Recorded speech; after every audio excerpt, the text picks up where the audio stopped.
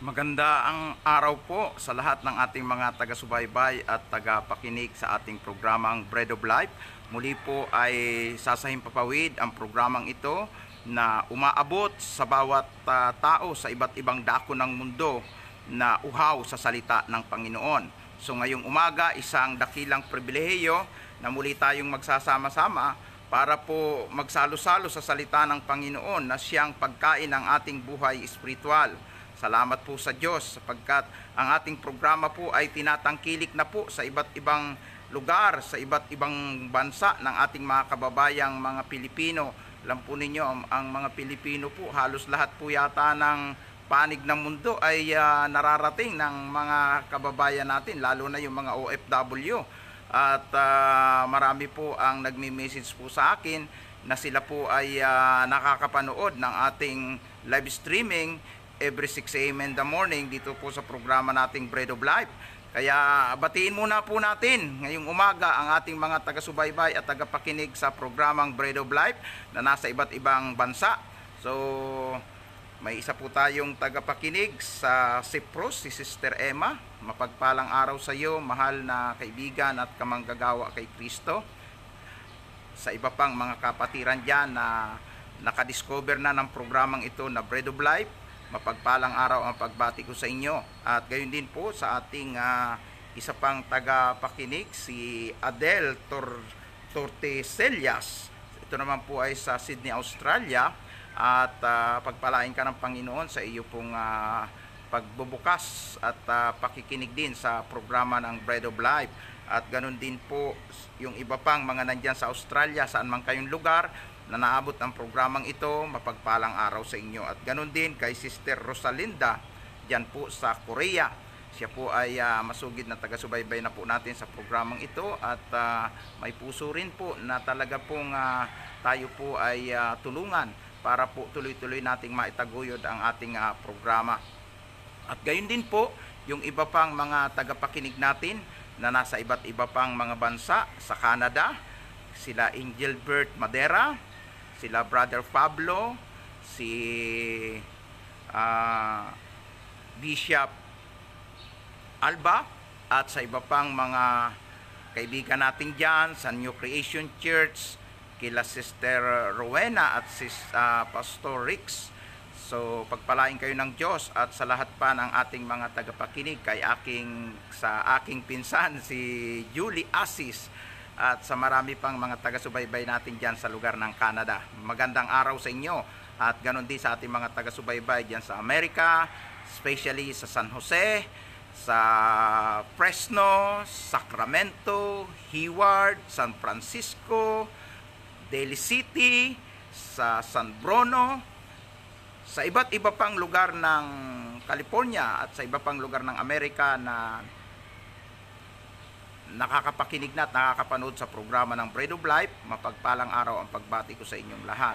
At ganun din sa atin pong mga tagapakinig dyan sa Japan. Mayroon na po tayong masugid na tagapakinig sa Yokohama, dyan po sa lugar ng Ichihara, sa lugar po ng Kawasaki, sa Tokyo, sa iba't iba pang lugar ng Japan.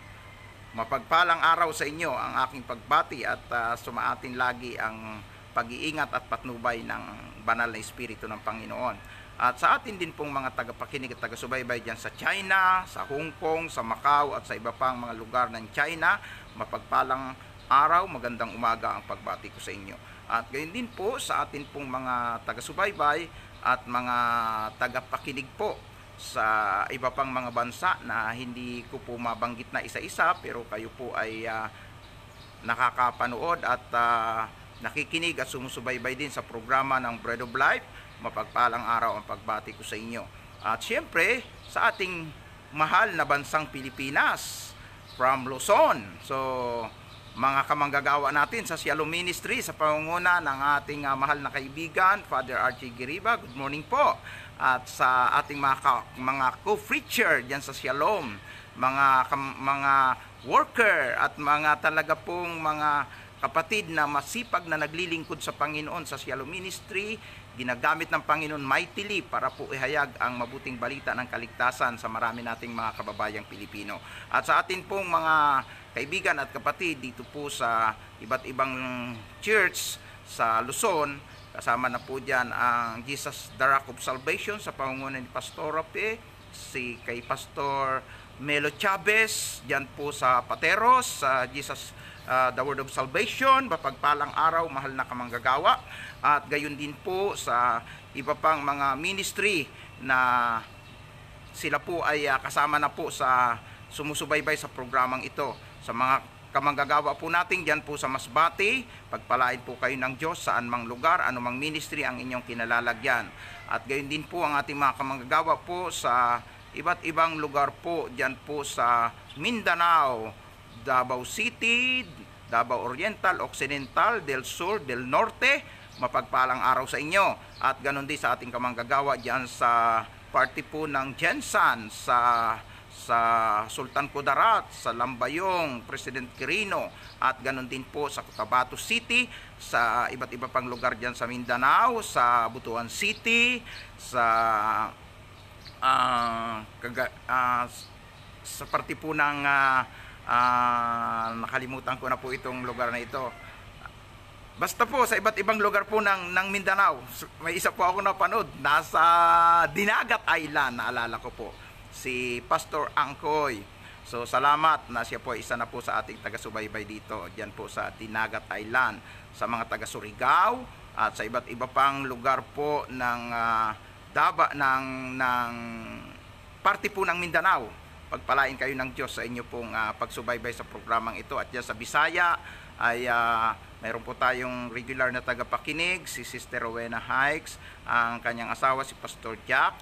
Sa ministering kanila pong pinangangasiwaan, mapagpalang araw po. At sa iba pang mga kamanggagawa natin sa iba't ibang lugar ng Bisaya, maging sa Cebu, maging sa Samar, sa iba't iba pang mga lugar ng Kabisayaan, mapagpalang araw sa inyo. At sa lahat po ng mga taga-subaybay po natin sa iba't iba pang sulok ng ating minamahal na bansang Pilipinas, good morning sa inyong lahat. At siyempre, idagdag ko ang pagbati sa ating mahal na kamanggagawa, Pastor Camilo Villar, na nagdiriwang po ng ika-6 na pong kaarawan niya ngayon. Pagpalain ka ng Diyos, mahal na kamanggagawa, diyan po sa Aborlan, Palawan. So sa lahat ng mga taga-Palawan, especially sa Zion Ministry, bumati po tayo ng isang mapagpalang umaga, mapagpalang araw po sa inyong lahat. At ngayon po ay magpapatuloy po tayo sa pagtatalakay sa aklat po ng Revelation. Dito po sa nasa chapter 10 na po tayo, ang pagbubukas po sa ikapitong o ang pagpapatunog ng ikapitong anghel ng kanyang trompeta. So matatapos na po tayo sa pag-aaral sa 7 trompeta na pinatunog ng Diyos bilang hudyat ng mga mangyayari sa huling panahon. Okay? Kung kayo po ay mayroong mga banal na kasulatan, ay buksan po natin ang Revelations chapter 10 at basahin po natin ang verse 7 to 11. At ganun din po ang papasok din po tayo sa Revelation chapter 11 verse 15, dahil ito po ay kaugnay po ng pagtunog ng ikapitong trompeta. Okay? Kung nandyan na po kayo, Revelations chapter 10 verse 7. Sabi po dito, kapag pinatunog na ng ikapitong anghel ang kanyang trompeta, matutupad ang lihim na plano ng Diyos ayon sa sinabi ng propeta na kanyang lingkod. Muling nagsalita sa akin ang tinig mula sa langit na sinasabi niya, pumunta ka sa anghel na nakatayo sa dagat at sa lupa at kunin mo sa kamay niya ang nakabukas na kasulatan. Kaya't lumapit ako sa anghel at hiningi ko ang kasulatang iyon at sinabi niya sa akin, narito, kunin mo at kainin. Matamis ito na parang pulot sa bibig mo, ngunit magiging mapait sa tiyan mo. Verse 10, kinuha ko ang kasulatan sa kamay niya at kinain, kasintamis nga ng pulot sa aking bibig, ngunit nang malunok ko na ay naging mapait. sa aking tiyan. Verse 11. Pagkatapos ay may nagsabi sa akin, kailangang ipahayag mong muli ang mensahe ng Diyos tungkol sa iba't ibang tao, bansa, wika at hari. 11 verse 15. Nang patunugin na ikapitong anghel ang kanyang trumpeta, may narinig akong malakas na tinig mula sa langit na nagsasabing, maghahari na ngayon sa buong mundo ang ating Panginoon at ang Kristo na kanyang pinili, maghahari siya magpakailanman. Pinagpala ang bahagi ng kasulatang binasa. Saglit po tayong magkaisang manalangin. Makapangyarihang Diyos, Ama naming nasa langit, sa pangalan po ni Jesus, kami po ay sama-sama at nagkakaisang lumalapit sa iyo upang muli itaas ang programang ito ng Bread of Life na naglalayon na hatdan ang mga tao ng napakahalagang pagkain ng aming buhay espiritual, ang iyong salita. Dalahin ko, Panginoon, patuloy mong gamitin ang iyong lingkod. Puspusin mo ako ng iyong karunong at kapangyarihan at maipahayag ko ng buong liwanag ang iyong salita. At ito'y magdulot ng ibayo pang encouragement sa lahat ng aking mga kapatid kamanggagawa, sa lahat ng mga tao, Panginoon, na uhaw sa iyong salita. Dalangin ko na ang pangangaral ng iyong lingkod ay maging daan para po patuloy na maabot ang maraming tao sa iba't ibang panig ng mundo, lalong-lalo na po sa panahon ng lockdown. Gamitin po ang ninyo ang inyong lingkod at tunay nga na ang iyong mensahe ay mahayag sa maraming mga tao. Lord, salamat po na kayo rin ang mangunguna sa mga tagapakinig ko upang maunawaan nila ang iyong salita at mapagtanto nila, Panginoon, na ngayon ay huling panahon na at higit naming dapat pagtuunan ng pansin ang mga mensahe na nakapaloob sa iyong salita upang lalo pa naming maihanda ang aming sarili sa iyong nalalapit na muling pagbabalik. Salamat po aming Diyos, sa iyo po ang karangal at kapurihan ngayon at magpakailanman, sa pangalan po ni Jesus na Panginoon at tagapagligtas. Amen. And amen, and amen. To God be the glory. Hallelujah. Hallelujah. Muli, isang pribilehiyo na ako po ay mag-share sa inyo tungkol po sa mga pangyayaring magaganap sa huling panahon, na ito po ay inihayag ng Diyos kay John the Beloved nung siya po ay na-lockdown sa pulo ng Patmos. At hindi lamang po siya binigyan ng Diyos ng mga kapahayagan, kundi siya po ay dinala sa langit at ipinakita po ang mga inihahanda ng Panginoon doon sa kalangitan. Pero higit na mahalaga ay yung mga ipinakita ng Diyos na mangyayari sa huling kapanahunan sa daigdig na ito. At sa kalagayan po ng mga mananampalataya na kanyang babalikan, kukunin at dadalhin doon sa inihanda niyang magandang tahanan sa kalangitan. Siya rin po ay nagpahayag ng mga babala sa mga tao na hindi mananampalataya, sa mga tao na hindi tatanggap sa Panginoon.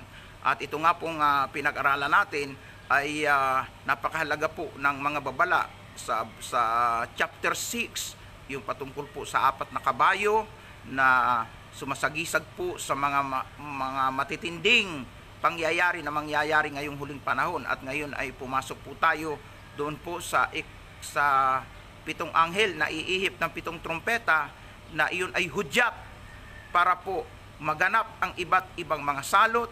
Nandyan po ang pag-ulan ng apoy, nandyan po ang pag-ulan ng yelo, nandyan po ang pagbagsak ng asteroid, nandyan po na ipinapahayag po yun pong pagkakaroon po ng pagdilim, nandyan po yung pag-ulan ng apoy at asopre.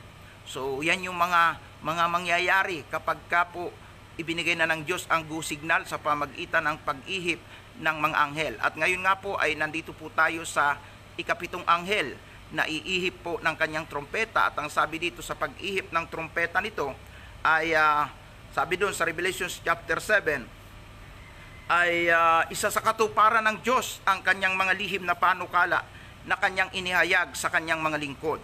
So ano ba ang mga panukalang yan? Yan yung una natin gustong bigyang pansin. Ang sabi po sa Revelations chapter 10 verse 7, kapag pinatunog na 7 anghel ang kanyang trompeta, matutupad na ang mga lihim na plano o panukala ng Diyos ayon sa sinasabi ng kanyang mga propeta o ng kanyang mga lingkod na kanyang pinagpahayagan. So buksan po natin ang sulat po ni San Pedro dito po sa chapter 3, 2 Peter chapter 3, sapagkat dito po ay mayroon pong inihahayag na dapat pong malaman ng bawat isa sa atin, na isang paalaala rin po ito. Sabi po rito, mga minamahal, sa pangalawang sulat ko, chapter 3 verse 1, ang 2 Peter, sa pangalawang sulat kong ito, sa mga sulat ko, sinikap kong gisingin ang kaisipan ninyo sa kabutihan at sa pamamagitan ng pagpapaalala sa inyo ng ilang mga bagay. Nais kong ipaalala sa inyo ang mga salita ng mga propeta ng Diyos noong una at ang utos na ibinigay sa inyo ng ating Panginoon at tagapagligtas sa pamamagitan ng mga apostol na sinugo sa inyo. Purihin ang Diyos sa pagkabasa ng kanyang salita.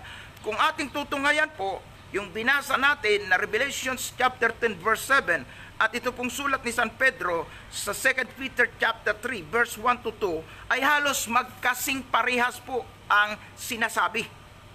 Bagamat sila po ay hindi magkasama, magkaibang panahon, magkaibang sitwasyon, magkaibang lugar, magkaibang tao po ang sumulat, pero yung kanilang pong pagkakasulat ay nagkakahawig na kung saan ay sila po ay nagpapahayag tungkol sa mga panukala o mga kapahayagan ng Diyos na kanyang inihayag sa kanyang mga propeta, at dito sa sulat ni Pedro, inihayag ng Panginoong Hesukristo at inihayag din ng mga apostoles ng Panginoon.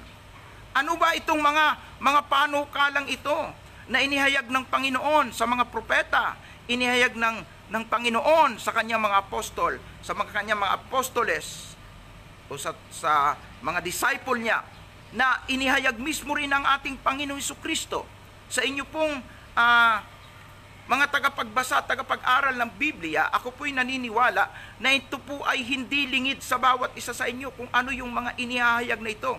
Ako po'y naniniwala, una po na dapat malaman ng lahat, inihayag ng Panginoon, ng ating Panginoon Hesukristo, bago siya umakyat sa langit na siya ay muling magbabalik. Yan. At sabi ko nga, ang kanyang muling pagbabalik ay nahahati sa dalawa. Una po, yung rapture, na hindi siya bababa dito sa lupa, kasama ang laksa-laksang anghel sa kalangitan. Diyan lang po siya sa alapaap. At ang lahat ng mga may tatak ng Espiritu Santo, dili iba ang kanyang iglesia, ang mga mananampalataya niya, sila po ay kukunin at irarapture. At yung pangalawang pagbabalik ng Panginoon, bababa siya para bakahin, digmain ang puwersa ng Antichrist, ang puwersa ni Satanas sa mundong ito, at doon magaganap ang Battle of Armageddon, na kung saan ay lilipulin ang lahat ng mga kaaway ng Diyos. So, yun yung sa pangalawang pagbabalik. At higit nating binibigyang diin ay ang rapture, sapagkat ito yung talagang nalalapit na matupad sa ating kapanahunan. Kaya lalo nating binibigyan ng mga paalaala ang mga tao. So, sabi doon sa sulat nga ni Pedro na nais niya nagisingin. Kaya nga tayo po ay gumigising. Sinusuportahan natin yung sulat ni Pedro at yung pahayag ng Diyos kay Juan na kailangang ipahayag ang mga panukalang ito. At ang sabi po dito po sa sulat ni Pedro, upang gisingin ang kaisipan ng lahat ng tao tungkol sa magaganap na mga pangyayari na inihayag ng Diyos sa kanyang mga propeta, sa ating Panginoon Hesukristo, sa kanyang mga disipulo, na kanyang inihahayag sa pamagitan ng mga bahagi ng kasulatan na ating binasa, at atin na pong tinalakay kung ano-ano po yung mga ipinahayag na yon na sinulat, inihula na ni Daniel, yung tungkol sa pagdating ng Antichrist, yung darating na mga iba't ibang mga kalamidad. Inihayag po yung mga mangyayari na tribulation at iba pang mga masasalimot na pangyayari. Ito ay ipinanukala ng Diyos. At lalo na po yung babala na ang mundo pong ito ay tutupukin sa apoy pagdating ng araw ng paghukom. So, ituloy ho natin ang pagbasa sa aklat ng 2 Peter chapter 3, na kung saan po dito po ay makikita po natin ang mga karugtong na mga pangungusap na ipinahayag ni San Pedro tungkol po sa kaganapang magaganap sa huling panahon. Una sa lahat, dapat ninyong maunawaan na sa mga huling araw darating ang mga manlilibak at susundin ang masasama nilang nasa. Sasabihin nila, hindi ba't nangako si Kristo na babalik siya? Nasaan na siya ngayon? Namatay na ang mga magulang namin, pero wala pa ring pagbabago mula nang likhain ang mundo. Sinasadya nilang kalimutan ang katotohanan na nilikha ng Diyos ang langit sa pamagitan ng kanyang salita at nilikha niya ang lupa mula sa tubig sa pamagitan din ng tubig bumaha sa mundo at nalipol ang lahat ng tao sa mundo. Verse 7, sa pamagitan din ng salita itinakdang tupukin ng Diyos sa apoy ang kasalukuyang langit at lupa sa araw ng paghukom at paglipol sa masasama. So, binibigyan din po ang mga panukala na inihayag po sa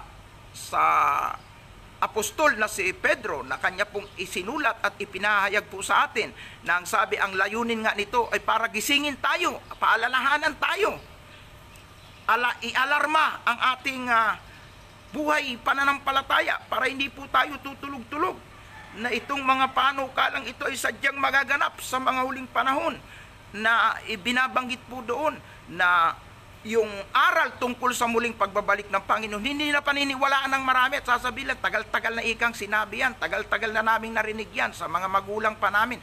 Pero ito, namatay na ang mga magulang namin, namatay na yung mga lolo namin, bakit hindi pa rin nangyayari? At marami yung manunuligsa o kukutyain na nila ang mga aral tungkol dito. So ipinagpauna na itong ipahayag ni San Pedro sa kanya pong sulat. At kanya din pong sinabi na yung katotohanan tungkol sa paggunaw ng unang daigdig sa pamagitan ng baha, hindi na rin po yun bibigyang importansya ng mga tao na parang baliwala na sa kanila yun. At yan ay talagang totoong makikita natin sa kapanahunan ito, parang baliwala sa mga tao na naganap. Minsan sa kasaysayan ng sangkatawan nagkaroon ng dilubyo na ginunaw ng malaking baha ang buong mundo at nangamatay ang maraming tao at ang naligtas ay sinuwilang at ang kanyang pamilya. So babaliwalain na daw yun. Pero tayo pong mga Kristiyano ay ating binabalikan at ating inaalala ang mga pangyayari para atin din pong mapagtanto yung sinabi ng Panginoon na bago dumating ang kanyang muling pagbabalik, kung paano yung araw ni Noe ay ganun din ang mangyayari sa huling panahon bago siya dumating. Kaya nga po, napakainam na tayo po ay nagdinilay-nilay, nagbubulay-bulay ng salita ng Panginoon sapagkat nasasariwa nating lagi. At iyon yung sabi ni San Pedro, nais kong gisingin sa inyong kaisipan at sariwaing lagi ang mga sulat ng mga propeta, ang mga sulat na ipinahayag sa pamagitan ng Panginoong Hesus, na ipinahayag ng kanyang mga apostoles. So ito po ay panggising, ito po ay pagpapainit, ito po ay pagbibigay ng alarma sa bawat isa sa atin na kailangan pong ipaalam sa lahat na ang mga panukalang ito ay sadyang magaganap. Lalo na po yung nakatakdang paghukom na isa sa katuparan ng Diyos. Nahuhukuman ang sangkatauhan at hahatulan ang mga patay, lahat ng tao na nabubuhay ayon sa kanilang gawa at pamumuhay. Yan ay mga panukala na ipinanukala na inihayag sa atin ng kanyang mga propeta, inihayag ng kanyang mga apostol at inihayag nga po nito ni Juan. At ipinahayag sa kanya ng angel na sinasabi na itong mga panukalang ito na noong una ay lihim ito pero ngayon ay inihahayag na ito'y sadyang magaganap ngayong mga huling panahon. At dapat po ang bawat tao ay maging handa sa mga bagay na ito. At sa pangalawang puntos po ay gusto ko pong bigyang diin sa Revelations chapter 10 verse 11 na ito po'y inihayag din po kay Juan nung isang anghel na ang sabi ipinakita ang isang anghel na nagniningning na nakatapak ang kanyang mga paa sa dagat at ang isang paa ay nakatapak sa lupa. Gaano kalaking angel ito? So hindi natin mailarawan kung gaano kalaking angel ito na ipinakita ng Panginoon dito kay John the Beloved at naghayag sa kanya at angel na ito'y may hawak na aklat at pinakuha po kay Juan at pinakain po yung aklat at ang sabi po'y kasing sarap ng pulot pukyutan kaya lang po may pait na dulot pagdating sa loob ng katawan. So alam ho ninyo, minsan po malilito tayo sa pag-i-interpret at pag-iintindi ng bahagi ng kasulatan, pero alam mo ninyo, ang ibig pong sabihin dito ay ang lahat ng ng kasulatan, ito po ay kanya pong ipinahayag sa kanyang mga lingkod. At alam mo ninyo, ang tiyan po kasi bahagi ng katawan ng tao eh. Sabi po, mapait ang dulot. Pero sa mga pinagpahayagan nito, sino yung mga tumanggap ng pahayag? Ang mga apostoles, ang mga propeta, at katulad nito ni John the Beloved. So, para sa kanila, talagang, ang salita ng Diyos ay talagang masarap. Pero dahil nga po, sabi ay may pait na dulot ito sa tiyan, alam po ninyo yung tiyan natin ay part ng katawan. At tayong lahat na mananampalataya ay katawan ni Kristo. At ang mga kapahayagang inihahayag sa pamagitan ng kanyang salita, ito po ay may dulot. Sabi diyan, mayroon pong pait. Ibig sabihin, mayroon po tayong mga daranasin na kapaitan. Kaya sabi ng Panginoong Hesus, hindi kayo exempted. May kapighatian kayo sa mundong ito. Ayan, dapat po natin yan. 16:30-31 ang aklat po ng Juan, kung di po ako nagkakamali. May kapighatian kayo ika sa mundong ito. Ibig sabihin, may daranasin kayong mga kapaitan, mga iba't ibang masasalimot na pangyayari, malulungkot na pangyayari, mga pagkakasakit, mga iba't ibang trials, mga iba't ibang atake ng demonyo, mga negative circumstances. Daranasin natin yan. Bilang katawan, makakaranas tayo ng kapaitan. Pero alam po ninyo, minsan po yung pait ay maganda rin po sa katawan. Kaya nga daw po yung ampalaya, mapait na pagkain pero may sustansya. So daranasin po natin ang mga bagay nito, pero ang maganda po, pag tayo po ay katawan ni Kristo, anuman ang pagdaanan natin, protektado po tayo. Amen. Sagot tayo ni Lord. Wala po tayong dapat ipangamba. At gusto ko pong sabihin sa inyo na yung inihahayag po sa verse 11, ito po ay napakahalaga at dito po tayo naninindigan sa 10 verse 11. Ang sabi po sa aklat ng pahayag na inihayag po kay Juan, pagkatapos nagsabi sa akin, kailangang ihayag mong muli ang mensahe ng Diyos tungkol sa iba't ibang tao, bansa at wika at mga hari. Ayan, pagbibigay diin sa napakahalagang gawain at responsibilidad na ipinahayag ng Diyos kay Juan, na ito'y inihayag niya sa kanyang mga sulat, na ang gaganap po nito, makinig po kayong mabuti, ang gaganap po nito ng pagpapahayag, pagpapalaganap, pagpapaabot ng mensahe mula sa Diyos, ay hindi naman po talaga si Juan, isinulat lang niya ito para tayo na mga tumanggap ng aral at na mga mensahe at kapahayagan mula sa Diyos, tayo ang gagamitin para ito ay ipalaganap. Kasi si Juan, isinulat niya lang ito doon siya sa pulo ng Patmos. So pagkatapos ng takdang panahon, wala hong accurate kung paano po siya namatay, kung paano siya kinuha ng Diyos. Basta po, naisulat ito, na-save, na ingatan ang mga sulat na ito, na ngayon ay atin pong nabasa. Kaya ang tanong, sino ba talaga ang maghahayag ng mensahe ng Diyos? Sa iba't ibang wika, sa iba't ibang bansa, sa iba't ibang lahi ng tao, maging sa mga hari, mula sa pinakamababa at pinakamataas na antas ng lipunan ng mga tao. Sino ang maghahayag ng mensahe? Kaya nga po sinabi po na sa iglesia ay naglagay ang Diyos ng mga apostoles, naglagay ang Diyos ng mga propeta. Diba? Efeso 4, beginning verse 11 up the following verse, inilagay niya ang mga apostoles, inilagay niya ang mga propeta, inilagay niya ang mga ebanghilista, inilagay niya ang mga pastor, inilagay niya ang mga Bible teacher o mga tagapagturo. May mga gifts sa teaching. So, sila yung gagamitin para po ang mensahe ng Diyos ay iparating sa mga tao. Hallelujah. Yun pong ikapitong angel na iihip ng trumpeta ay nagbibigay po ng mandato tulad ng mandato na binigay ng Panginoon na ipangaral nyo ang ebanghelyo sa lahat ng dako ng mundo, ang sumampalataya, maliligtas, ang hindi ay parurusahan. Marcos 16:15.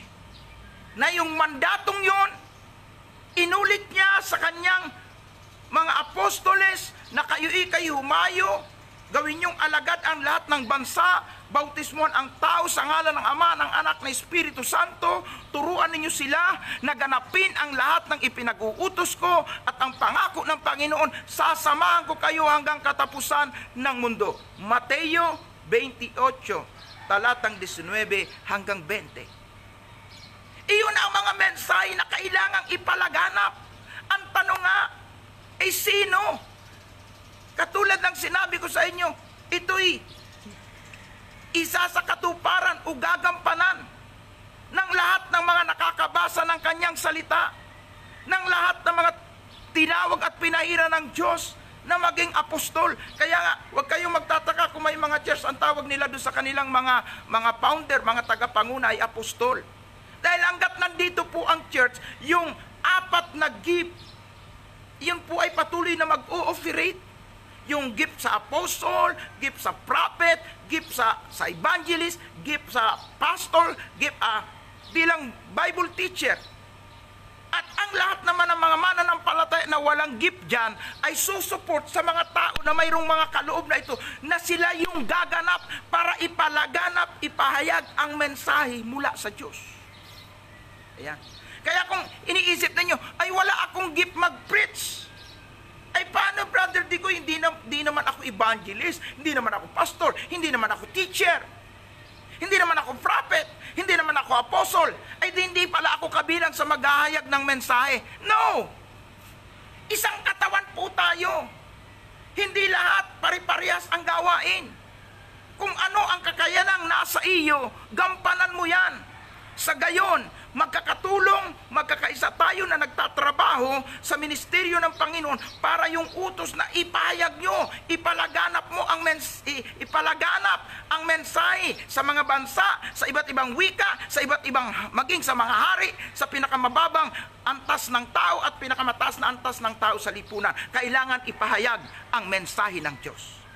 So, gagampanan ito ng kanyang iglesia. At yung iglesia po ay kalipunan. Pag sinabing iglesia, hindi po ito yung may nakapangalang iglesia ni Kristo na ang paniniwala si Kristo ay tao. At mas mataas yung antas o level ni Felix Manalo sapagkat si Felix Manalo ay anghel. So, yung iglesia po na mga tinawag ng Panginoon na mga makasalanang tao na nagbalik loob sa Diyos, tinanggap si Kristo bilang Panginoon at tagapagligtas, na mayroong pastor na kinikilala, mayroong ibanghilista, so mayroong prophet, mayroon pong mga Bible teacher, sila yung gaganap. At tayo, dahil part tayo ng iglesia o mga mananampalataya, magtutulong-tulong tayo, tayo yung gagamitin para ipahayag ang mensahe. Ang mensahe na sinasabi po dito. Sabi kay John D. Bilabid, ipahayag mo ang mensahe na kailangang ihayag sa lahat ng mga bansa at lahat ng mga tao. Ito po ay ang mensahe ng pagliligtas, mensahe ng mabuting balita na dapat malaman ng lahat ng tao, mensahe sa muling pagbabalik ng Panginoon, ang mensahe ng Diyos na nagbibigay ng babala sa mga tao sa huling kapanahunang ito. So, hindi man kayo tinawag at wala man kayong gift sa paghahayag ng mga bagay na ito, pero kung kayo ay tumutulong, sumusuport sa mga taong ginagamit ng Diyos, sa mga mangangaral ng Ebanghelyo, sa mga pastor, sa mga ebanghilista, sa mga Bible teacher, sa lahat ng mga ginagamit na nagdadala ng mensahe ng salita ng Diyos, kayo po ay kasama sa pagtupad dito. Kasama kayo sa pagsunod. Dahil, alam mo ninyo, simple illustration. Halimbawa po, yung isang lugar, katulad halimbawa ng isang island, mayroon pong nagmisyon. Ay hindi ka naman pwedeng pumunta sa isang misyon na lilipad ka. Dahil hindi naman tayo witch na pwedeng sumakay sa walis. So, siyempre, kailangan natin ng mag-travel. Pag tinulungan natin yung isang missionary, maging pastor man yan, evangelista man yan, mga preacher, mga Bible teacher, basta't mga mangangaral na magdadala ng mensahe ng mabuting balita ng kaligtasan, tinulungan natin, binigyan natin ng budget para sa kanilang pag-travel, binigyan natin sila ng para sa kanilang pagkain, binigyan natin sila ng lahat ng kakailanganin para sa misyon, at doon ay ipinahayag nila ang mensahe ng Panginoon. At doon sa mensahe na yon, maraming tao ang nagising, marami ang tao ang nagbalik loob sa Diyos, nakakilala sa Diyos, at sila po'y naligtas. Alam mo ba ninyo, na yung lahat ng na-convert, yung mga taong tumanggap doon sa lugar na dinala ng mensahe, ng salita ng Panginoon, ng mga tagapangaral na pumunta, hindi lang po sila ang may reward kay Lord. Bakit? Ay hindi naman sila makakapunta doon kung walang nagbigay ng pamasahe, kung wala namang tumulong. Kaya yung nagbigay at yung binigyan, kapag ito ay nagmisyon, kung ano yung gantimpala nung aktual na nasa misyon at yung tumulong doon sa nagmisyon, parehas lang po yan. Amen. Amen. Kaya po, sa paghahayag ng mensahe, sa paghahayag ng mga kapahayagan ng Diyos na inihahayag sa huling panahon, magtulungan po tayo. Magtulungan po tayo. Walang ministry na magtatagumpay. Ministry man ng evangelist, ministry man ng pastor, ministry man ng mga Bible teacher, ministry man ng mga prophet, ministry man ng mga apostolis, hindi magtatagumpay kung walang pagtutulungan at pagmamalasakitan. Amen po? Gusto ko pong ipakita sa iyo po ang katunayan. Maging ang Panginoong Hesus nung kanyang kapanahunan na siya po ay nangangaral ng mabuting balita ng kaligtasan, may mga taong umaalalay, tumutulong sa kanya para patuloy niyang maihayag ang mensahe na galing sa Diyos. Alam po ba ninyo ang katotohanan yon? Si Jesus mismo, bugtong na anak ng Diyos, makapangyarihan sa lahat, kapag siya nanalangin, yung 5 tinapay at 2 isda, kaya niyang paramihin at pakainin ang libo-libong tao. Siguro naman hindi bago sa atin ang istoryang ito, ang katotohanan tungkol sa bagay na ito. Pero alam niyo po ba na nung panahon ng ating Panginoong Hesus ay may mga taong sumusuporta para maisagawa niya na patuloy na maipalaganap at maipahayag ang mensaheng galing sa langit? Hallelujah. Okay. Sa Lucas, Kabanatang 8, mulang talatang 1 hanggang 3. Basahin po natin ha. Lucas 8. Ito po. Pagkatapos nilibot ni Jesus ang mga bayan at mga nayon ng Galilea, nangaral siya ng magandang balita tungkol sa paghahari ng Diyos. Yan yung mensahe na galing sa Diyos. Kasama niya ang 12 apostol. Verse 2. At ilang babaeng pinagaling niya sa sakit at pinalaya sa masasamang espiritu. Kasama dito si Maria Magdalena na pinalaya niya mula sa 7 masamang espiritu. Si Juana na asawa ni Cosa na katiwala ni Herodes. Si Susana at marami pang iba. Ang mga babaeng ito ay tumutulong sa mga pangangailangan nila Jesus. Sa pangangailangan nila Jesus mula sa mga ari-arian nila. Sa ibang salin po ang nakalagay po doon, ang mga babaeng ito ang tumusto sa pangangailangan ni Jesus at kasamang isinakripisyo ang kanilang ari-arian para lang suportahan yung misyon ng Panginoon na ipalaganap ang mensahe galing sa Diyos. So binibigyan din ko po yung salita na sinabi kay John the Beloved na ihayag mo ang mensaheng galing sa Diyos sa lahat ng bansa, sa lahat ng wika, mula sa mga hari hanggang sa pinakamababang uri ng tao, ihayag ang mensaheng galing sa Diyos. At ang sabi ko nga sa inyo, ang Panginoong Hesus kasama ang 12 apostoles nung ipinahayag, ipinangangaral ang mensaheng galing sa Diyos, ang pagpapalaganap ng mabuting balita ng kaligtasan. May mga tao na sumusuport, tumutulong, umaalalay para matugunan ang kanilang pangangailangan.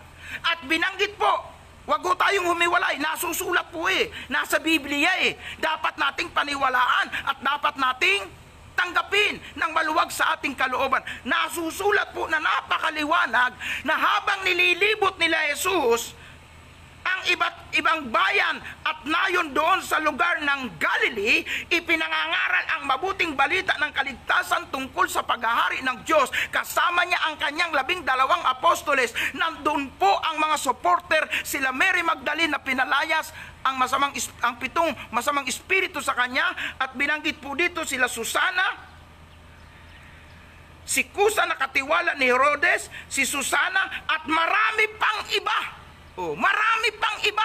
Sila yung tumutustos, sumusuport sa lahat ng pangangailangan ng ating Panginoon Hesus at ng kanya mga apostoles para patuloy na madala ang mensahe ng Diyos. Kung si Jesus mismo na Diyos na makapangyarihan sa lahat, na kayang padamin ang 5 tinapay, kayang padamin ang 2 isda at pakainin ang libu-libong tao, nangailangan ng supporter, nangailangan ng mga taong tutulong, nangailangan ng mga taong aalalay sa kanila na makakakita kung ano ang kailangan nila. Kung si Jesus mismo nangailangan, lalo na itong mga tao na ginagamit ng Panginoon, sapagkat hindi kami kasing kamakapangyarihan katulad ni Jesus na kaya naming magpadami ng 5 tinapay at magpadami ng 2 isda. Lalong kailangan ng mga manggagawa, ng mga mangangaral, ng mga tagapagdala ng mabuting balita, ang suporta at tulong ng mga taong pinagpala ng Diyos. Sa ganong paraan, pag kayo ay tumulong at sumuporta sa gawain ng pagpapalaganap ng mensahe ng mabuting balita ng kaligtasan sa mga tao, sa pagpapalaganap ng babala at paalaala sa mga tao, pag kayo ay tumulong at sumuporta, kayo po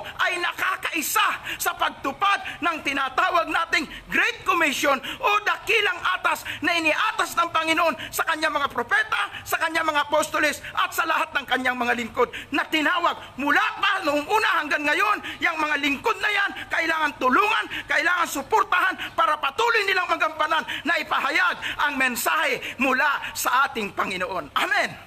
Amen. To God be the glory. So, maliwanag po. Kaya hindi naman po masama kung ang mga naglilingkod ay magsasabi sa inyo, may mission kami, mayroon kaming gawain na ganito, kailangan namin ang tulong at suporta ninyo. Hindi yung masama yun. Yung iba po, mali ang pananaw Magmi-ministry ka, wala ka naman palang kaya. Ganun ang sasabihin nila. Negosyo lang yan. Sasabihin pa rin, magtrabaho kayo. Kami nagtatrabaho kami para kami kumita at magkaroon ng pera. Ganon yung kaisipan ng mga tao kapag hindi po nila naintindihan ang gawain ng tagapagdala ng mensahe ng Diyos. Kung titingnan nga po natin mula pa sa unang kapanahunan, yung 12 tribes of Israel, yun po yung bumuo ng bansang Israel. Mayroon pong ibinukod na isang lipi isang lahi, yung lipi ni Levi. Ito po yung pinagmulan ng mga saserdote. Dito kinukuha yung saserdote. Yung mga saserdote, yung mga tagapaglingkod. Hindi po obligadong maghanap buhay yan. Hindi po obligado yan. Wala ngang mana na binigay sa kanila, samantalang ang kalaki-laki po ng lupain ng Israel na ipinangako po doon kay Abraham. Nung makangker na po nila yun at mapasok po yun ng mga Israelites at naposisyonan na nila yung lupain, hinati-hati po yun. Can you imagine? Sa 12 tribo, mayroong hindi binigyan ng mana. Ay di dapat nagmakdul na at nagreklamo na si Levi. Unfair naman. Kasama kami sa bayang ito. Kasama kami sa mga hirap at sakripisyo. Bakit hindi nyo kami binigyan ng mana? Sa inyo pong pananaw, bakit po hindi binigyan ng mana? Hindi binigyan ng lupain na sasakahin. Hindi binigyan ng lupain na ikukultivate. yung lahi ni Levi, yung lipi ni Levi, yung tribe ni Levi. Dahil nga, separate talaga sila o inihiwalay talaga sila dahil sila yung pinili ng Diyos na tagapaglingkod at tagaganap ng mga gawain para sa Panginoon. Ano ang tungkulin ng 11 tribes? Suportahan, ibigay ang mga tithes and offering para matugunan ang pangangailangan ng kanyang mga lingkod para magampanan ang gawaing paglilingkod sa Panginoon. So noon pa man, ngayon, naglagay ang Diyos ng mga apostol, naglagay ang Diyos ng mga propeta, ng mga ebanghilista, ng mga pastor, ng mga teacher, at iba pang mga tagapaglingkod sa kanyang iglesia, na ito po ay dapat tulungan pag malasakitan po natin para po patuloy nilang magampanan ang gawaing ipinagagawa ng Panginoon, especially po ang pagdadala ng mabuting balita ng kaligtasan, ang pagdadala ng mensahe sa iba't ibang dako, sa iba't ibang lahi ng tao. Iyan po yung makikita natin. Kahit tingnan po ninyong mabuti, yung talatang 11 ng Revelation chapter 10, ang sabi po doon, kailangang ipahayag mong muli ang mensahe ng Diyos tungkol sa iba't ibang tao, bansa at wika.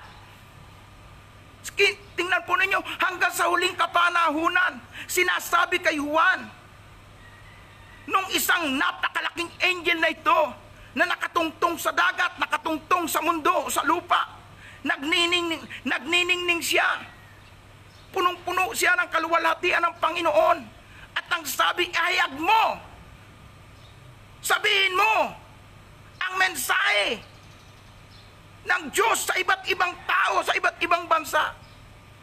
Sasabihin natin, kay Juan lang naman sinabi yan. Kaya nga isinulat ni Juan Kasi may hangganan lang ang kanyang panahon. Ang kanyang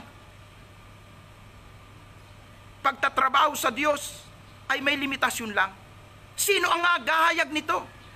Ang maghahayag nito yung mga tao na pinili ng Diyos na tagapaghayag ng mensahe. So hindi lang ako. Nakikita naman po natin diyan po sa Facebook, ang dami-dami pong mga nagla-live po diyan Sa iba't ibang church, ang dami pong mga nangangaral. So, hindi lang ako nangangaral para sa aking sarili, kundi sa lahat ng tagapaghayag ng mabuting balita ng kaligtasan, naghahayag ng mensahe ng Diyos. Dapat po, tayo po ay maging responsable na tutulong, magmamalasakit sa kanila para patuloy nilang magampanan ang kanilang tungkulin bilang tagapaghayag ng mensahe ng salita ng Panginoon. Ito ang pagla-live Wala namang taong nagtulak sa akin ito Nasabi sige, every 6 a.m. in the morning, magbukas ka ng programa na Bread of Life at doon ay ipahayag mo ang mensahe ko. Walang tao na nag-udyok sa akin ito. Pero isang araw ako po ay binagabag ng Diyos habang ako po ay naka-lockdown. Doon po sa Palawan. Habang ako po ay naka-quarantine. Ako po ay nagtatanong-tanong sa mga nandun, paano ba mag-live? Kasi gusto kong mag-live. Sabi nung isa, ganito lang, napakadali lang. Tiningnan ko yung cellphone ko, pwede naman pala ito dual cam ito At ang subukan ko po yun, nakapag-live po ako. Kaya nagsimula ang aking pagla-live doon po sa Palawan. At nung ako po ay mapunta na po dito sa Cavite, sa pamamagitan ng Department of Tourism, dahil po may home base po ako dito sa Carmona, Cavite, nang ma-quarantine po ako, ay nakita ko po ang laki-laki ng kwarto. Sabi ko, pwede kong ituloy yung aking pagla-live. At alam ko, akala ko po, doon lang sa quarantine area, pero pagkatapos po ng 1 week na quarantine ko doon at negative po ako sa swab, at ako po'y pinalabas, alam mo ninyo, hindi ko na mapigil yung udyok ng Espiritu Santo na patuloy kang maghayag ng aking mensahe at sabihin ang mga kapahayagang dapat malaman ng tao sa huling panahon ito. At iyon po ang naging dahilan na tuloy-tuloy ko na pong isinasagawa every 6 a.m. in the morning ang paghahayag ng mensahe mula sa Diyos. Hallelujah! At salamat po sa mga tao po na hinihipo ng Diyos ang kanilang mga puso, na nakakadama po sila ng burden at nagkakaroon sila ng kaisipan na magpadala ng kanilang mga offering. Salamat po. Huwag niyong gawin yan para sa tao. Gawin niyo yan para sa ministry ng Panginoon. Huwag niyong gawin yan para kayo ay makilala na kayo ay marunong magbigay. Gawin nyo yan sapagkat kayo ay part ng body of Christ. Part kayo ng mga tinawag ng Panginoon. At lahat tayo ay may tungkuling dapat gampanan bilang mananampalataya na dapat kalingain natin, tulungan natin ang lahat ng mga tao na nagtataguyod ng mabuting balita. At alam po ba ninyo, habang dumarami po ang ating tagapakinig sa iba't ibang panig ng mundo, sa iba't ibang lugar ng Pilipinas, at abot-abot ang kanilang pasasalamat na mayroong programang Bread of Life na sa kanilang mga kinalalagyan, lalo na yung mga OFW, sabi nila, alam nyo ba Pastor, habang kami ay naglilinis, pinatutunog namin ang aming cellphone. Tuloy-tuloy ang trabaho namin. Kami ay nakakapakinig ng salita ng Diyos. Nagkakaroon kami ng spiritual feeding. Natutulungan kami na ma-encourage, mapalakas ang aming loob at magpatuloy sa aming pananampalataya, na pasisigla ang aming pananampalataya sa pamagitan ng aming pakikinig at pakikinig ng mga mensahe na inihahayag mo sa Facebook. Wow! At alam po ba ninyo, isang kaluluwa lang na napagpapala, napapalakas ang loob, na ihanda ang sarili sa pagbabalik ng Panginoon. Wala pong katumbas na anumang halaga ng pera. Yung isang kaluluwa na na-encourage mo, napalakas ang loob, na ihanda ang sarili, na pagdating ng Panginoon, siya ay nakasama sa rapture, nakapasok sa langit. Walang katumbas na halaga yan. Gaano man kalaking halaga ng pera ang igastos natin sa pagtataguyod ng mabuting balita, gaano mang sakripisyo ang ibuhos ko sa pag-aaral, sa pagtuturo ng salita ng Diyos every 6 a.m. in the morning, hindi po kayang tumbasan yung isang tao na-encourage na pagbalik ng Panginoon ay na-qualified sa rapture. Bakit po? Ang lahat ng karangyaan, kasama na ang mga pera, tinatangkilik ng tao, lilipas at mawawala pagdating ng araw ng paghukom. Lilipas at mawawala ang lahat ng bagay na yan. Pero yung isang tao na nagbalik loob sa Diyos, yung isang tao na nakapagpatuloy sa pananampalataya, yung isang tao na naging mainit sa Panginoon, na na-qualified pagdating ni Jesus, iyon po ay mananatili magpakailanman doon sa langit na bayan na inihanda ng Panginoon. So mas mahalaga po yan sa lahat ng bagay sa mundong ito, sapagkat ang lahat ng bagay sa mundong ito ay lilipas at mawawala. Pero yung tao na nakapasok sa kaharian ng Diyos, mananatili magpakailanman. Kaya nga, halina't ating balikatin, halina't ating pagtulong-tulungan na patuloy na ihayag ang mensahe ng Diyos. Oh, purihin ang Panginoon. Salamat sa live streaming, sapagkat napakagandang kasangkapan ito ng Panginoon para yung mensahe ay maipaabot saan mang dako lugar naroon ang mga tao. Can you imagine sa pamamagitan nito? Abay, yung hindi makapanood dahil may trabaho, o kaya late nang magising, o kaya midnight dun sa lugar na kinalalagyan nilang bansa, hindi sila makapanood. Abay, pwede mong i-replay kinaumagahan kung midnight niya sa lugar ninyo.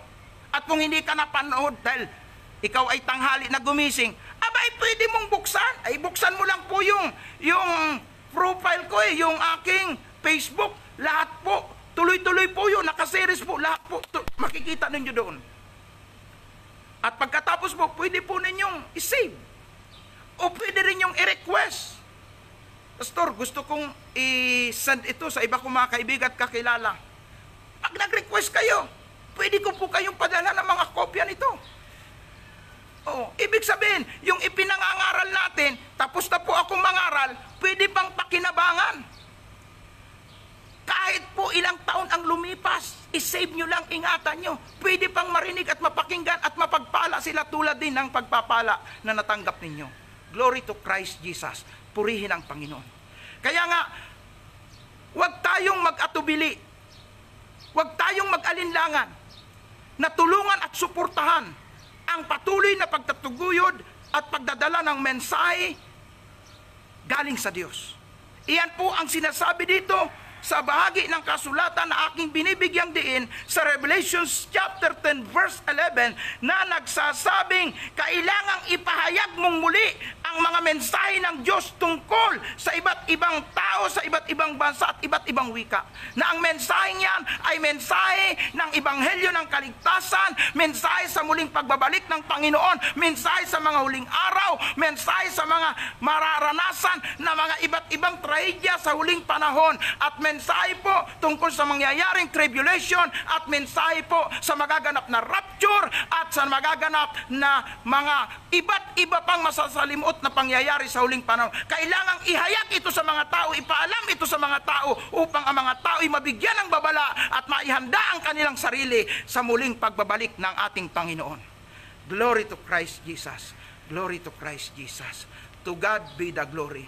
Kaya nga mga iniibig ko mga kapatid, napakaalab ng aking puso na patuloy na mangaral tuwing umaga. At inspired na inspired ako at damang-dama ko po ang kapuspusan ng Espiritu Santo. At ako po hindi natatakot kahit na po minsan sa aking pangangaral, katulad kahapon ako po nangaral tungkol sa idolatry, ay talaga pong tahasan ko pong ipinahayag ang mga katotohanan na mga babala sa mga huling panahon, na maraming mga tao napakahirap pong talikuran ang maling pagsamba, ang maling paniniwala, ang pag-akap sa idolatry. Pero ito po'y ipinahayag ko sapagkat ito'y mensaheng galing sa Diyos. Kahit na magalit pa ang sino man, kahit na may mga taong kakalaban sa akin, hindi ako takot sa sasabihin ng tao, takot ako sa sasabihin ng Diyos. Kung ako bilang hinirang at tinawag niya na tagapagpahayag ng kanyang mensahe ay mangingimi at mangingilag, at iiwasan ko ang ilang mga bahagi ng kasulatan na kailangan ipangaral dahil mayroong mga taong masasaktan, hindi ko po inaalintana yon. Sapagkat mas takot ako sa Diyos, kailangang sabihin ko kung ano pinasasabi ng Diyos. Masaktan na ang masasaktan, magalit na ang magagalit. Kailangang sabihin ang mensaheng galing sa Diyos bilang babala at paalaala sa mga tao upang kung sila ay mapahamak o hindi sila makapasok sa langit, ay wala silang ikakatwir at sasabihin, walang nagpaalala, walang nangaral sa amin tungkol dyan, sapagkat ang lingkod nyong ito na nagtatatalak at napakadala tuwing umaga na nagpapahayag ng mensaheng galing sa Diyos ay nandyan, nagparating sa iyo ng mensahe bilang paalala at babala sa iyo. Kung ito'y baliwalain mo, hindi mo tanggapin, iyong kontrahin, hindi mo paniwalaan, wala na akong pananagutan sa iyo. Ang tungkulin ko lang bilang tagapaghayag ng mensahe mula sa Diyos, gampanan ang aking tungkulin bilang mangangaral. Hindi ako takot sa galit ng tao, mas takot ako kung magalit ang Diyos na nag-utos sa amin, nag-utos kay Juan, ihayag mo ang mensahe galing sa Diyos. Hallelujah. Glory to Christ Jesus. Kaya nga, mahal kong kaibigan, mahal kong tagapakinig, salamat na ikaw ay matyaga na sumusubaybay sa programang ito, at wala pong ibang hangarin ng aking puso, kundi ikaw ay lubos na mapagpala, ma-encourage, mapalakas, mapainit sa iyong buhay pananampalataya, upang sa nalalapit na muling pagbabalik ng Panginoon, tayo ay madatngan niya na hindi nanlalamig, hindi lulugo-lugo, hindi malahinga. Madatngan niya tayo na tayo ay mayroong mainit na relasyon, mainit na pananampalataya sa Kanya. Amen! Amen! Purihin ang Panginoon. To God be the glory. At sa ikatlo na gusto ko pong ihayag sa inyo, na ipinahayag ng Diyos sa ikapitong pag-ihip ng trompeta ng ikapitong anghel, ay ito pong nasa verse 15 ng chapter 11. Nakaugnay din po sa pag-ihip ng ikapitong anghel doon sa trompeta. Okay, tunghayan po natin Revelations 11 verse 15. Nang patunugin na ikapitong anghel ang kanyang trompeta, may rarinig akong malakas na tinig mula sa langit na nagsasabi, maghahari na ngayon sa buong mundo ang ating Panginoon, ang Kristo, na kanyang pinili, at maghahari siya magpakailanman. Hallelujah! Inihayag din ni Juan, at inihayag kay Juan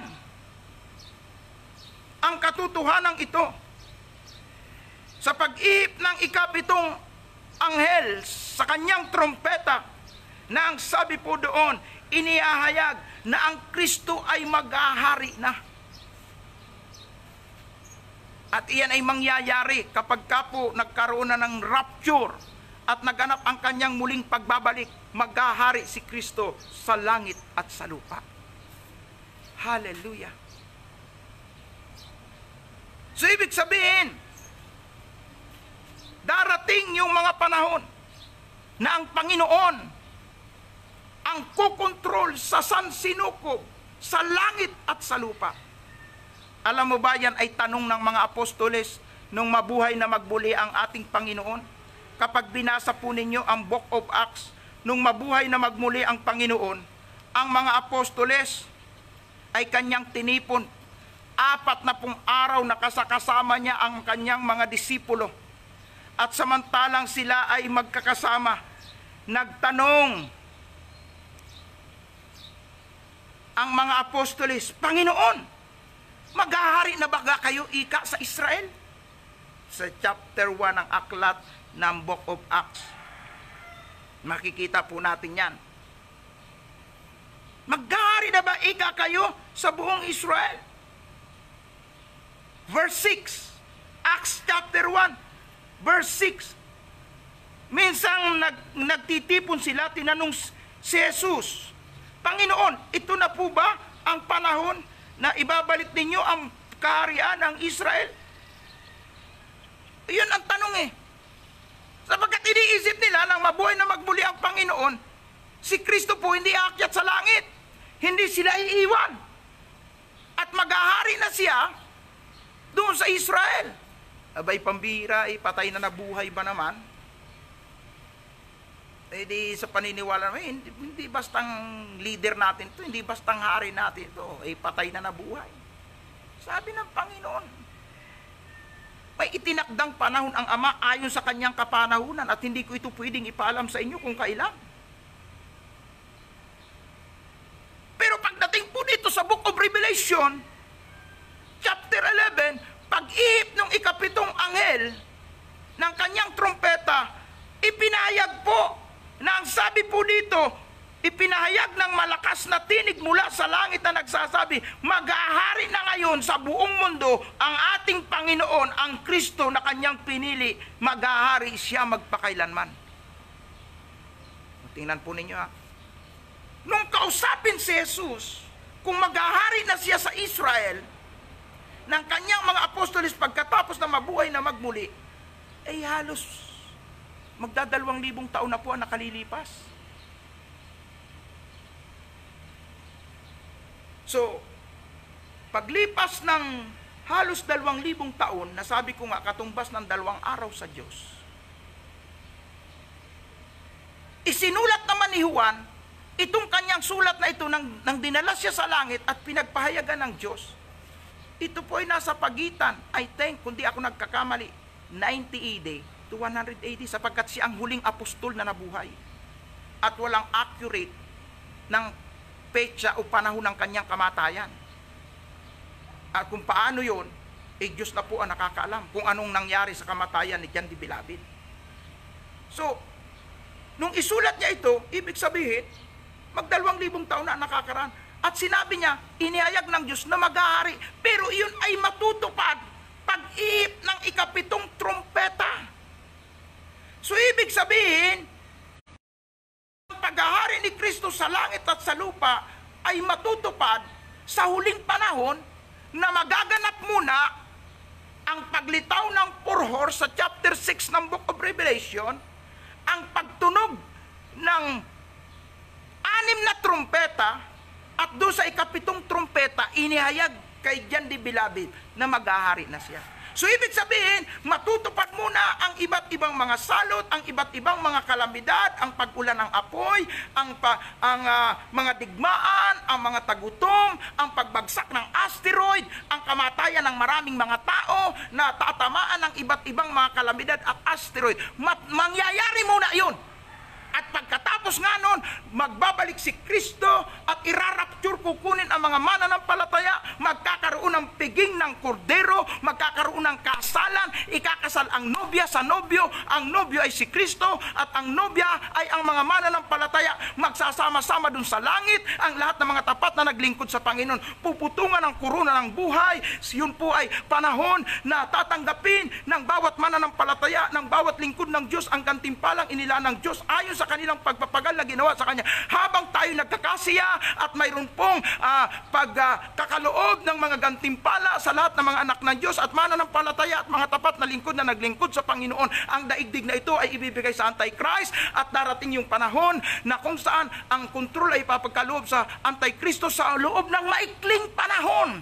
At kasunod noon ay darating ang iba't ibang matitinding mga salot at kalamidad, lalong-lalo na sa mga taong natatakan ng tatak ng Antichrist. Darana sila ng matinding hirap, sasaluhin nila ang iba't ibang mga trahedya, masasalimot at trahedya na katulad ng ating mga tinalakay ng mga nakaraang araw. At pagkatapos nilang maranasan ito, darating ang Panginoon sa ikalawang pagkakataon upang digmain ang puwersa ng Antikristo, ang mga alipuris ni Satanas. At pagkatapos ng tinatawag na Battle of Armageddon, matatalo ang lahat ng hukbo ng kadiliman, ang mga puwersa ni Antichrist, at ang Diablo si Satanas ay darakpin, at doon ay iuhulog sa balong walang hanggan ang lalim sa loob ng 1,000 taon.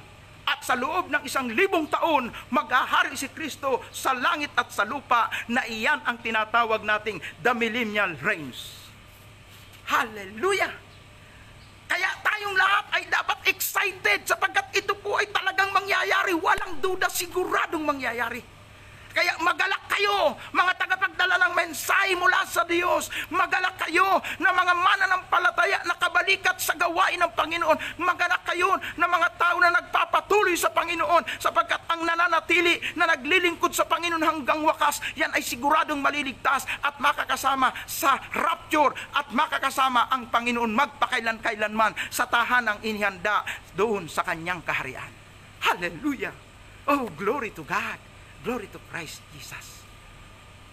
Kaya nga po, ang 3 puntos na aking binibigyang diin ngayong umaga dito sa Revelation chapter 10, sa pag-ihip na ika-3 anghel, ay dapat po wag nating makalimutan.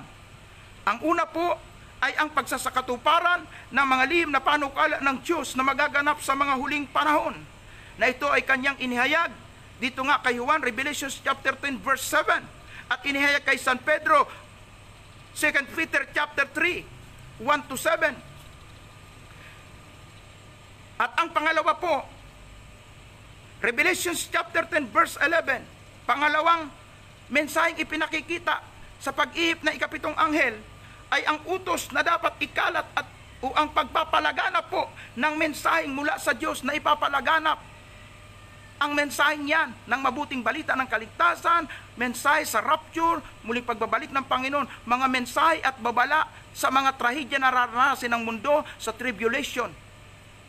Ikakalat po yan. Revelation chapter 10 verse 11. Iyan po ang nakapaloob. At pagdating po dito po sa sa ika-3 mensahe na hinango natin sa 11:15, na kaugnay ng pag-ihip ng ika-7 anghel doon sa kanyang trompeta, ay ang paghahari na gagawin ni Kristo at isasakatuparan ni Kristo ayon sa kanyang itinakdang panahon na kanyang inihayag din kay Juan. At lahat tayo ay excited sapagkat sa paghaharing yon ay kasama po tayo.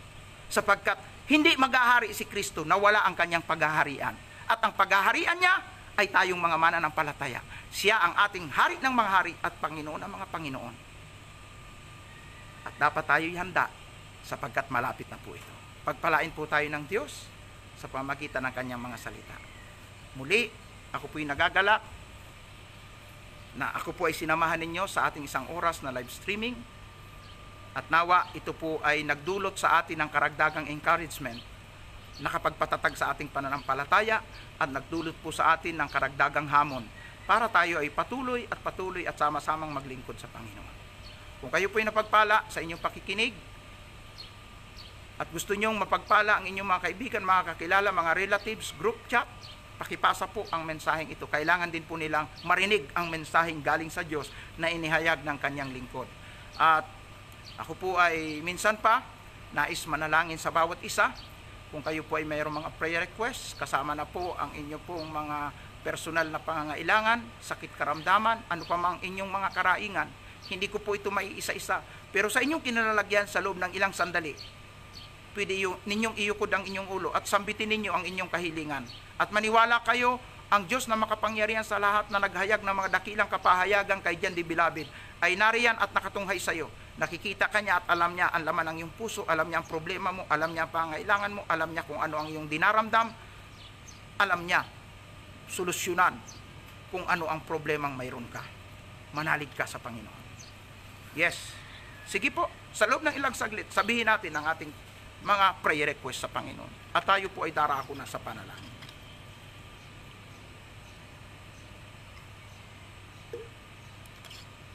Hallelujah. Okay, pagkatapos nyo pong banggitin ang inyong mga pangangailangan at prayer request, sama-sama po tayong dumulog sa luklukan ng awa ng Panginoon sa kanyang banal na trono. Mabiyaya mapagmahal na Diyos, itinataas ko sa iyo ang mga kahilingan na sinambitla ng aking mga tagapakinig, saan mang dako lugar sila naroon. Hindi ko man nakikita, hindi ko man narinig, hindi ko man nabasa ang laman ng kanilang puso at isip. Hindi ko narinig ang kanilang mga kahilingan, pero alam ko, ikaw na Diyos na may likha ng langit at lupa, na pinakamakapangyarihan sa lahat, ay nakakaalam. Maging ng ang pintig ng aming puso ay nakikita mo, at kahit mga buhok namin ay nabibilang mo. At walang lihim na hindi mo alam. Lahat ng lihim ng tao, pinakamaliit na detalye sa buhay ng tao ay alam mo. Kaya alam ko, Panginoon, na ang prayer request at kahilingan ng aking tagapakinig sa programang ito ay narinig mo at nakikita mo. Mahabaging Diyos na nasa langit, ako na yung lingkod na naghahayag ng mga mensahe mula sa iyong mga salita na inihayag mo sa iyong mga propeta, sa iyong mga apostol at sa iyong lingkod na si Juan, na sumulat sa aklat ng pahayag. Ikaw na Diyos na nabubuhay magpakailanman. Nilalapitan ka namin at buong pagpapakumbaba kami na dumudulog sa iyo. Kahabagan mo, Panginoon, ang bawat isa. Kung natagpuan namin ang aming sarili, Panginoon, o nakita mo ang aming buhay na hindi naging kalugod-lugod sa iyo, kami ay nakagawa ng mga bagay na labag sa iyong kalooban. Patawarin mo kami, Panginoon. Linisin mo ang aming mga puso at isipan, sapagkat ang hadlang para hindi makarating ang aming dalangin sa iyo ay ang mga kasalanang hindi namin napagsisisihan. Kaya nga hayaan mo, Panginoon, na bago namin lubusang ilapit sa iyo ang mga pangangailangan, problema namin, Lord, linisin mo kami sa lahat ng aming karumihan at kasalanan. Gawin mo kaming karapat-dapat sa iyong harapan. Lord, tulungan mo ang bawat tagapakinig ko, Panginoon, na magkaroon ng malalim na relasyon, malalim na pagkakilala sa iyo. At tunay nga, katagpuin mo sila ayon sa kanilang pangangailangan, ayon sa kanilang kahilingan. Maghimala ka sa kanila, Panginoon. Yung mayroong prayer request para sa kagalingan ng kanilang mga sakit, ito man ay sa puso, ito man ay sa ulo, ito man ay sa bituka, ito man ay sa balat, ito man ay sakit sa mata, sakit sa tenga, sakit sa paa, sakit sa buto, sakit sa utak, lahat ng uri ng sakit na binabanggit ng aking tagapakinig na gusto po nilang maranasan ang himala ng kagalingan, maging ito man ay sakit dahil sa virus, sa coronavirus. Ama, sa pangalan ni Jesus, ako na yung lingkod kasama ng aking mga tagapakinig ay sama-sama kaming dumudulog sa luklukan ng iyong awa upang hingin na iunat mo ang iyong mapagpalang kamay, abutin ang bawat isa at tunay na magkaroon ng kagalingan ang anumang uri ng sakit at karamdamang yan. Receive your healing in the name of Jesus. At tunay nga, Panginoon, sa iyong mahimalang kaparaanan, kami po'y naniniwala na walang sakit na di mo kayang pagalingin at walang problema na hindi mo kayang lutasin. Sa pangalan ni Jesus, inaangkin namin ang himala ng kagalingan sa lahat ng uri ng sakit at karamdaman. At gayon din po, Panginoon, ang bawat kahilingan, anuman ito, maging pinansyal, sa pinansyal na aspeto ng buhay, maging ito may problema sa asawa, problema sa anak, kaguluhan, mga bagay na naranasan ng bawat isa sa amin, lalo na kung mga demonic attack, mga trials, mga matitinding mga sirkumstansya ng buhay na minsan gulong-gulo na kami. Ama, sa pangalan ni Jesus, dumudulog kami sa iyong harapan. Iunat mo ang iyong mapagpalang kamay at tunay nga na ikaw ay gumawa ng himala sa buhay ng bawat isa at maranasan ng bawat isa ang mahimalang kaparaanan ng pagkalutas at pagkatapos o o pagtugon sa bawat mga problemang dinadala ng bawat isa. Tanggapin namin, Panginoon, ang iyong himala, pagkalinga sa pangalan ni Jesus. At tunay nga, Panginoon, minsan pa sa umagang ito, lubos kami nagpupuri at nagpapasalamat sapagkat ikaw ay Diyos na solusyon sa lahat ng aming pangangailangan. Salamat, Panginoon, na kinatagpo mo, Panginoon, ang bawat mga prayer request. Salamat din, Panginoon, ay yung tinugon ang pangangailangan po para sa gagawing CT scan sa aking asawa. Salamat, Panginoon, na sa kabila ng napaka-critical na kalagayan niya dahil sa panalangin ng bawat panalangin ng iyong lingkod, siya ay nananatili pang buhay. Salamat sa iyong patuloy na paghihimala, maging sa buhay ng iyong lingkod na dapat ay patay na, pero sa iyong mahimalang kaparaanan, ako'y nananatiling buhay at iyong ginagamit sa iyong gawain. At ganun din ang aking dalangin na patuloy mong gawin sa lahat ng aking mga tagapakinig, lalong-lalo na, Panginoon, yung mga kapatiran na may problema, Panginoon, sa kanilang kalusugan. Lord, inaangkin namin ang iyong mahimalang kaparaanan. Lord, salamat din po na ang mga prayer request ng aking mga tagapakinig, lalong na po yung mga nananalangin para po sa mga kapamilya nila, kaanak nila na hindi pa nakakilala sa iyo, na nais nilang makakilala sa iyo, magkaroon ng tamang relasyon sa iyo. Ama, nakikita po ninyo sila sa kanilang mga kinalalagyan. Abutin po ninyo sila, Panginoon. At nawa, maliwanagan po sila ng mensahe na inihahayag ng iyong salita, ng mensahe na inihahayag ng na iyong lingkod, at marami, Panginoon, ay makonvert, at marami, Panginoon, ay magamit mo rin para ang mga hindi nanampalataya ay manampalataya, especially sa kanilang mga kasambahay. Lord, salamat po na alam ko, Panginoon, mahal mo ang mga mahal sa buhay ng aking mga kapatid, mga kamanggagawa at tagapakinig. Kaya hindi ka papayag na maiwan sila sa rapture, kundi ang nais mo, kami ay makasama sa iyong muling pagbabalik. Kami ay magmana ng langit na bayan at buhay na walang hanggan. Kasama po ang aming mga mahal sa buhay. Salamat sa biyaya mo, salamat sa kabutihan mo, salamat sa iyong salita, salamat na kami pinagpala mo sa pisikal, sa financial, emotional, and spiritual. Salamat, O Diyos, sa masaganang pagpapalang ito. Sa iyo ang kapurihan at kaluwalhatian at karangalan, ngayon at magpakailanman, sa tangi at makapangyarihang pangalan ng iyong bugtong na anak na si Jesus, kaisa ng banal na Espiritong naghahari noon, ngayon at magpakailanman. Ito po ang aming panalangin. Amen and amen. Purihin ang Diyos at salamat sa inyo lahat ng mga tagapakinig, Luzon, sa Bisaya, sa Mindanao, sa iba't ibang panig ng mundo. Salamat po at patuloy ninyong tangkilikin ang programang ito ng Bread of Life. Muli ang inyong lingkod, ang Ibanghilista sa huling panahon, Evangelist Rodrigo Bacos.